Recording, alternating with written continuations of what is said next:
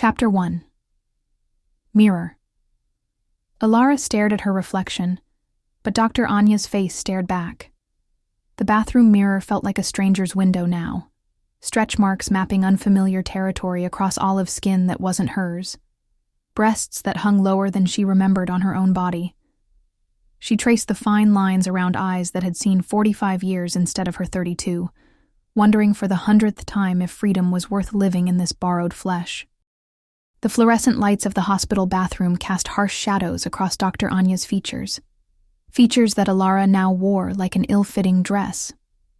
Where her own body had been lithe and graceful, with high cheekbones and full lips that drew admiring glances, Dr. Anya's form carried the comfortable softness of middle age.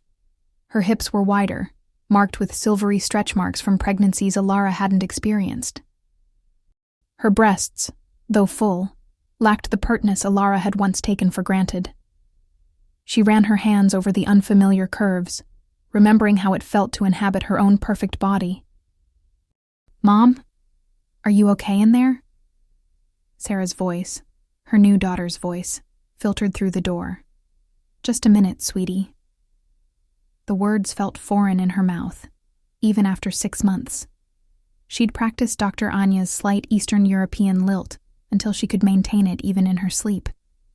But it still felt like playing dress-up in someone else's life. She missed her own voice, the melodic American accent that had once charmed everyone around her. She splashed water on her face, this face, and straightened Dr. Anya's white coat. The hospital ID badge read, Dr. Anya Petrov, Chief Psychiatrist, complete with that stern photograph that had once intimidated Alara from the other side of a metal desk. Now she wore that authority like armor, dispensing the same medications that had once kept her docile and confused in the facility. The irony wasn't lost on her. Every morning was the same routine now. Wake up beside Mark, Dr. Anya's husband, try not to flinch when he kissed her good morning with his coffee-soured breath. Shower in this borrowed body, attempting to avoid looking too long at its imperfections. Drive Sarah to school in the silver Volvo that still felt like someone else's car. Then come to work at Ravencrest Psychiatric Hospital, where everything had started. Last night had been particularly difficult. Mark had been amorous, his hands roaming over what he thought was his wife's body.